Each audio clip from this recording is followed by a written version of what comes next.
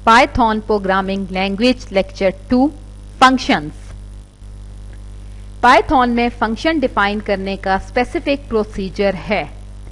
Python में function definition को start करने के लिए def का कीवर्ड यूज होता है। def कीवर्ड के बाद हम फंक्शन नेम और आर्गुमेंट स्पेसिफाई करते हैं। आर्गुमेंट्स फंक्शन नेम के बाद पैरेंथेसिस में डिफाइन करते पड़ते हैं। After function name declaration colon के बाद नेक्स्ट लाइन में हमें हर फंक्शन स्टेटमेंट आइडेंटिफिकेशन के बाद देनी होती है। रिटर्न स्टेटमेंट ये इंडिकेट करती है कि हमने कौन सी वैल्यू फंक्शन से रिटर्न करके कॉलर को सेंड करनी है। पाइथन में फंक्शन आर्गुमेंट की टाइप डिक्लेयर करने की जरूरत नहीं होती और ना ही फंक्शन जो वैल्यू रिटर्न करता है उसकी टाइप स्पेसिफाई करने की जरूरत होती है। कॉलिंग अ फंक्शन, हम फंक्शन डिफाइन करते हैं तो हम फंक्शन नेम, फंक्शन आर्गुमेंट्स और वो ब्लॉक ऑफ कोड जो फंक्शन ने एग्जीक्यूट करना होता है वो प्रोवाइड करते हैं। जब हम फंक्शन डिफाइन कर लेते हैं तो फिर हम उस फंक्शन को एग्जीक्यूट करने के लिए फंक्शन कॉलिंग यूज करते हैं। पाइथन में हम फंक्शन डायरेक्टली भी कॉल कर सकते हैं और एक फंक्शन के अंदर दूसरे फंक्शन को भी कॉल कर सकते हैं। फंक्शन और उसकी कॉलिंग को अंडरस्टैंड करने के लिए हम एक एग्जाम्पल पाइथन में रन करके देखेंगे। अगर हम अपने फंक्शन से मल्टीप्लिकेशन परफॉर्म करवाना चाहते हैं तो हम उसको कैसे कोड करेंगे ये हम इस एग्जाम्पल के थ्रू देखेंगे।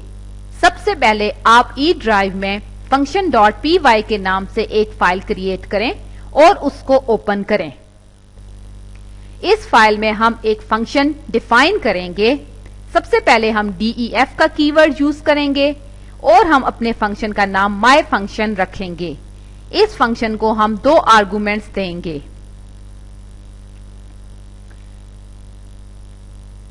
नेक्स्ट लाइन में कोई भी स्टेटमेंट देने से पहले हम आइडेंटिफिकेशन देंगे।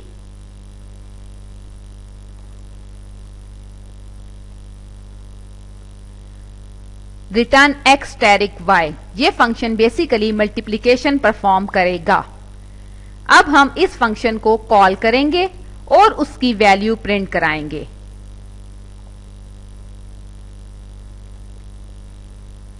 इस फंक्शन को हमने 2 आर्गुमेंट्स के साथ कॉल किया है जो 3 और 4 हैं।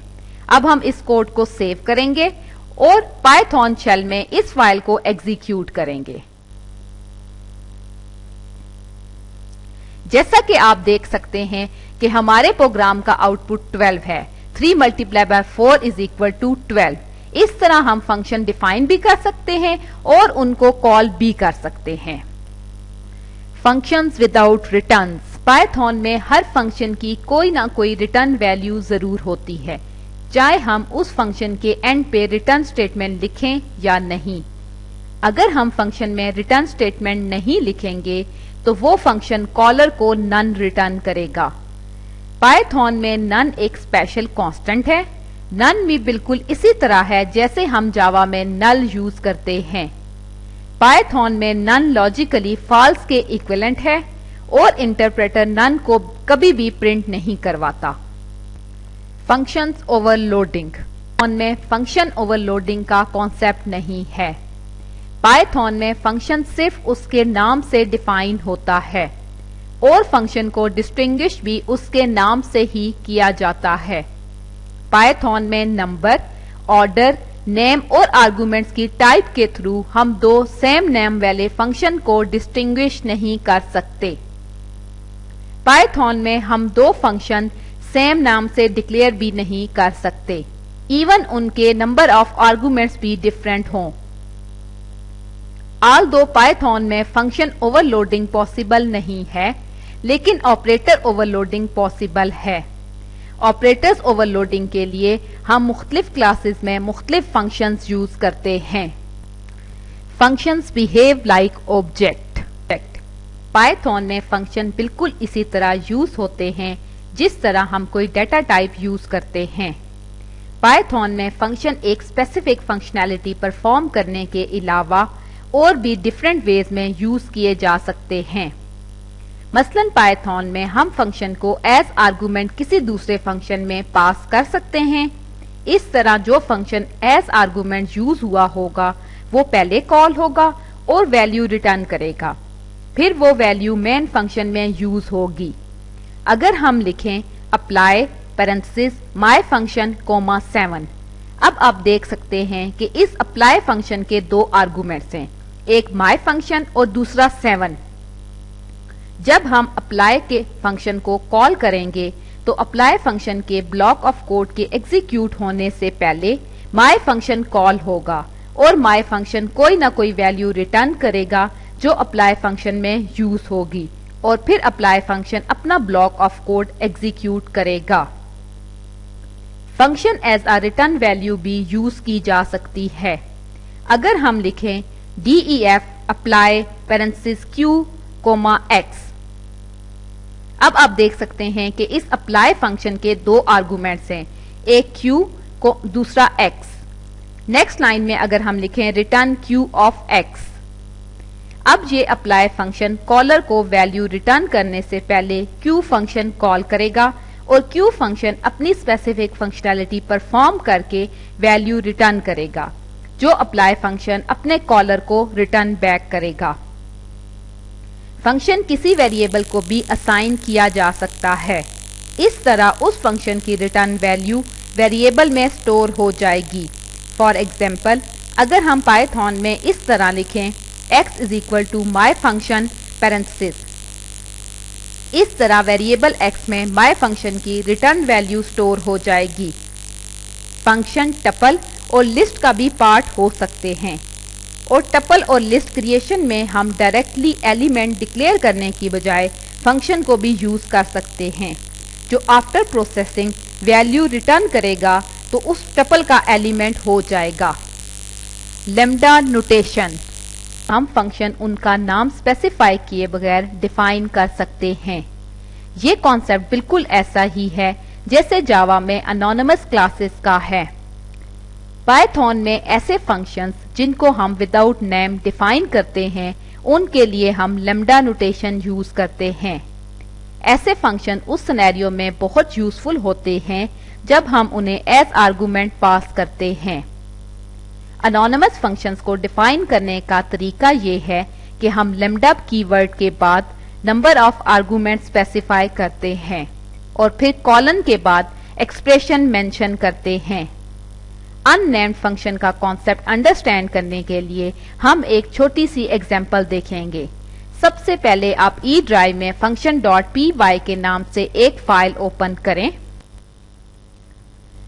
अब हम इस फाइल में अप्लाई के नाम से एक फंक्शन डिफाइन करेंगे जिसको हम एनोनिमस फंक्शन असाइन करेंगे।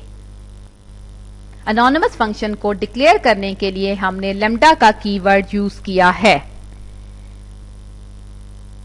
और इस एनोनिमस फंक्शन का एक ही आर्गुमेंट है जो कि z है। ये एनोनिमस फंक्शन मल्टीप्लिकेशन परफॉर्म कर रहा है। अब हम नेक्स्ट लाइन में इस अप्लाई फंक्शन को कॉल करेंगे और उसकी वैल्यू प्रिंट कराएंगे। अब आप इस कोड को सेव करें और इस फाइल को पाइथन शेल में एग्जीक्यूट करें। जैसा कि आप देख सकते हैं कि हमारे प्रोग्राम का आउटपुट 28 है। हमने अप्लाई फंक्शन को 4 आर्गुमेंट पास किया था and 4 multiply by 7 is equal to 28।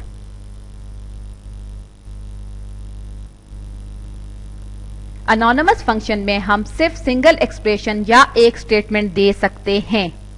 एक से ज्यादा स्टेटमेंट्स हम एनोनिमस फंक्शन के ब्लॉक ऑफ कोड में नहीं लिख सकते।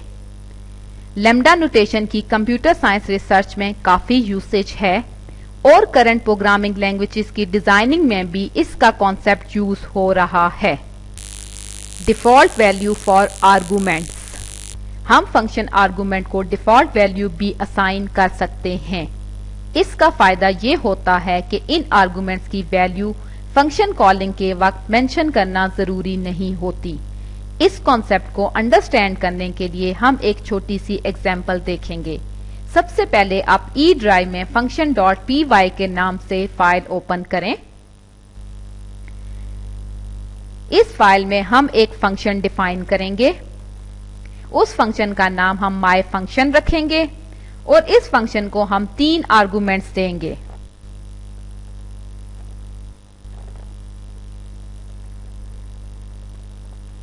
जैसा कि आप देख सकते हैं कि इस फंक्शन के 3 आर्गुमेंट्स हैं b, c and d। c को हमने बाय डिफॉल्ट 3 वैल्यू असाइन की और d को हमने एक स्ट्रिंग असाइन किया हेलो। नेक्स्ट लाइन में हम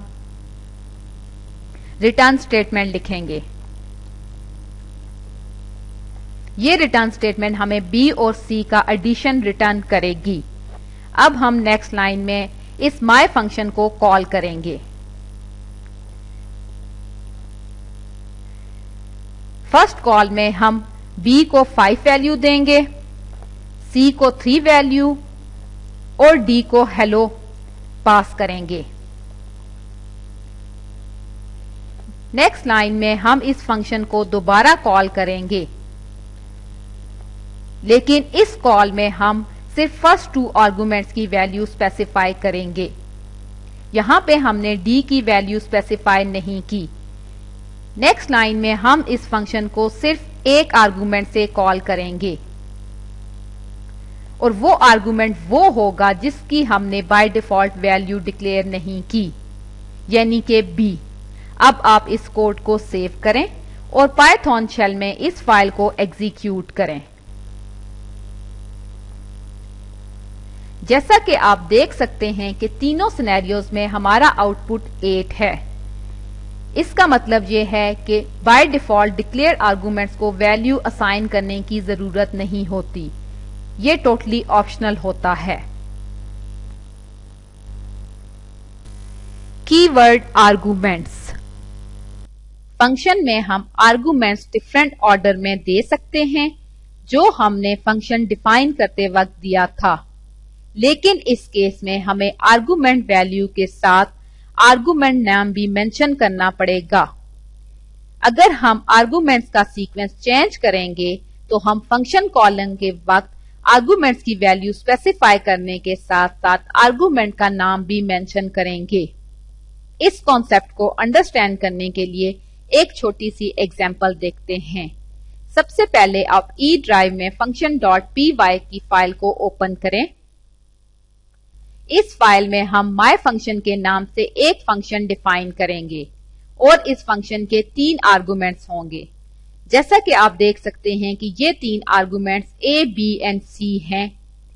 नेक्स्ट लाइन में हम एक रिटर्न स्टेटमेंट देंगे जो a और b का डिफरेंस रिटर्न करेगी। अब हम my फंक्शन को कॉल करेंगे।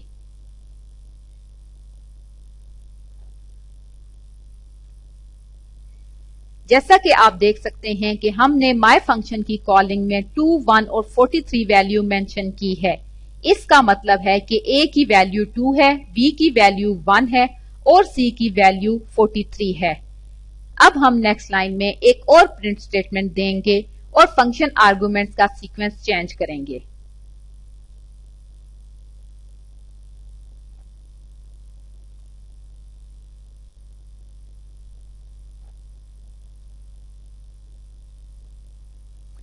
जैसा कि आप देख सकते हैं कि इस कॉलिंग में हमने फंक्शन आर्गुमेंट्स का सीक्वेंस चेंज किया है, लेकिन सीक्वेंस चेंज करने के साथ साथ हमने आर्गुमेंट्स का नाम भी मेंशन किया है। अब आप इस कोड को सेव करें और इस फाइल को पाइथन शेल में एग्जीक्यूट करें। जैसा कि आप देख सकते हैं कि इस प्रोग्राम का आउटपुट है 1, 1। दोनों केसेस में हमने a को 2 वैल्यू असाइन की और b को 1 वैल्यू असाइन की और a minus b is equal to 1। इस तरह हम फंक्शन आर्गुमेंट्स विदाउट सीक्वेंस और विदाउट ऑर्डर कॉल कर सकते हैं।